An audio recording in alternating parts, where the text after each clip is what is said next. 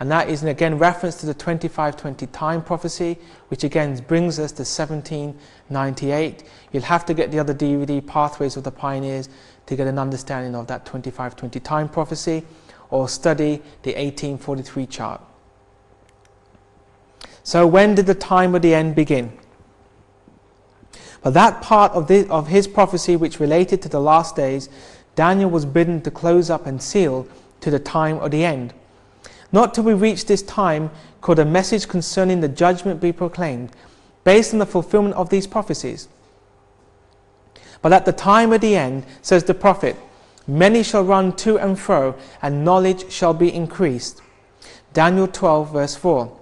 But since 1798 the book of Daniel has been unsealed, knowledge of the prophecies has increased, and many have proclaimed the solemn message of the judgment near. Great Controversy, page 356. And who is the king of the south? We learnt that the king of the south is Egypt, or whoever controls Egypt. In Daniel 11 verses 5 to 9, and the king of the south shall be strong, and shall also carry captives into Egypt, their gods with their princes, and he shall continue more years than the king of the north. So the king of the south shall come into his kingdom, and shall return into his own land. Here we find God's two witnesses, the 1260 time period. We also have reference to that in Revelation 11 verse 7.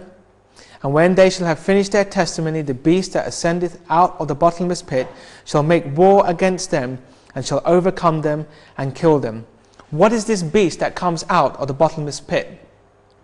This particular beast is atheism that took root and sprung up in France. There are three references to the beast that ascendeth out of the bottomless pit, and we've got to be careful we don't get confused. The first beast that came out of the bottomless pit was Islam, which we find in the 5th and 6th trumpet. And then also we find this reference to the beast out of the bottomless pit, and then we find reference to the beast from the bottomless pit in Revelation chapter 17, which relates to the rise of the papacy. They're not the same beast, but they originate from the same power, which is Satan. Egypt is France, is atheism. And their dead bodies shall lie in the street of the great city, which spiritually is called Sodom and Egypt, where also our Lord was crucified. The great city in whose streets the witnesses are slain, and where their dead bodies lie, is spiritually Egypt. Of all nations presented in Bible history, Egypt most boldly denied the existence of the living God and resisted his commands. No monarch ever ventured upon more open and high-handed rebellion against the authority of heaven than did the king of Egypt. This is atheism. And the nation represented by Egypt would give voice to a similar denial of the claims of the living God, and would manifest a like spirit of unbelief and defiance. This prophecy has received the most exact and striking fulfillment in the history of France. It's also interesting that during this time, France was in occupation of Egypt. So we find that spiritually called Sodom and Egypt, where also our Lord was crucified, is France. And Pharaoh said, "Who is the Lord that I should obey his voice to let Israel go? I know not the Lord, neither will I let Israel go." And here we find an obelisk in the streets of Paris. France in 1798, Ezekiel 16:49 says, "Now this was the sin of your sister Sodom. She and her daughters were arrogant, overfed and unconcerned. They did not help the poor and the needy." France had this problem. The state, the clergy, they oppressed the people so much that the people rebelled, and was the start of the French Revolution. This took place in 1789. Here we see that right at the bottom we have the labor force, and everyone on top is making lots of money on top of the poor people. And the poor people had enough. This enabled the roots of atheism to spring, and revolution then started. And here we see in the parliament that they were basically deciding that we will now have a revolution and become a republic. We find that in 1798 that Berthier, under the state of France, instructed him to take out the Pope, and the Pope Pius VI was captured and taken prisoner, and from that point the deadly wound was inflicted upon the papacy. Here we find Voltaire. His motto was, "Let's crush the infamous," and he was talking about Jesus Christ.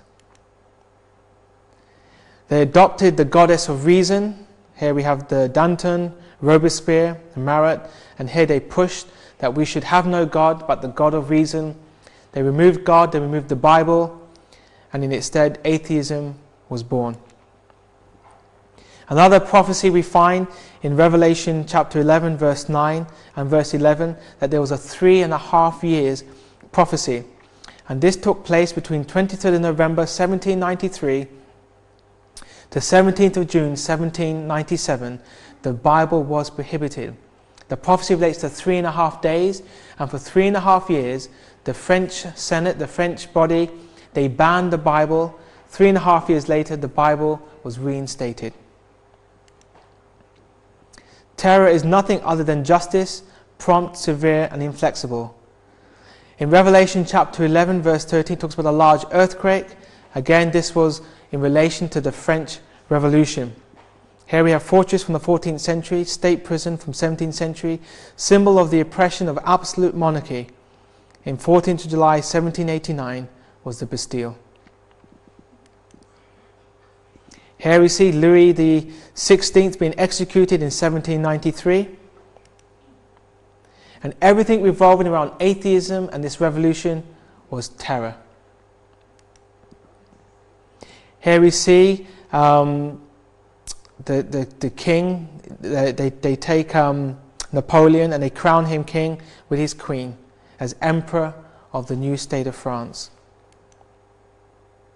And then we find in 1806 more revolutions, revolution after revolution. The revolution of atheism sprang in France, but it carried and went all through Europe and spread wherever it would take root.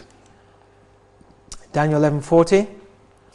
Therefore, in 1798, at the time of the end, atheistic France, the king of the south shall push at him, and the king of the north shall come against him like a whirlwind, with chariots and with horsemen and with many ships, and he shall enter into the countries and shall overflow and pass over. What does it mean, push at him? It means to war against, to butt viciously and kill. It's a primitive root, to butt with the horns, figuratively to war against.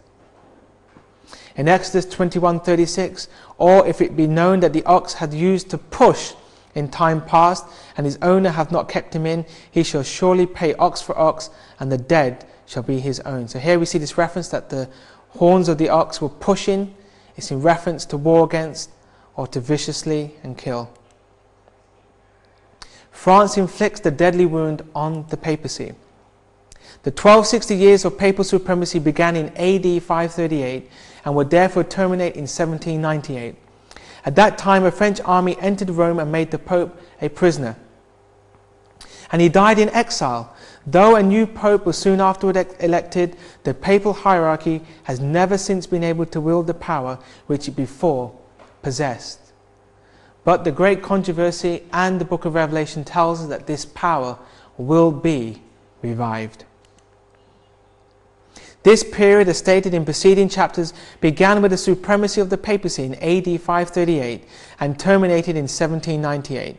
At that time, the Pope was made captive by the French army, the papal power received its deadly wound, and the prediction was fulfilled. He that leadeth into captivity shall go into captivity. Great Controversy, page 439. The king of the north is the king of Babylon. In Jeremiah 25 verse 9, behold, I will send and take all the families of the north, saith the Lord, and Nebuchadnezzar the king of Babylon, my servant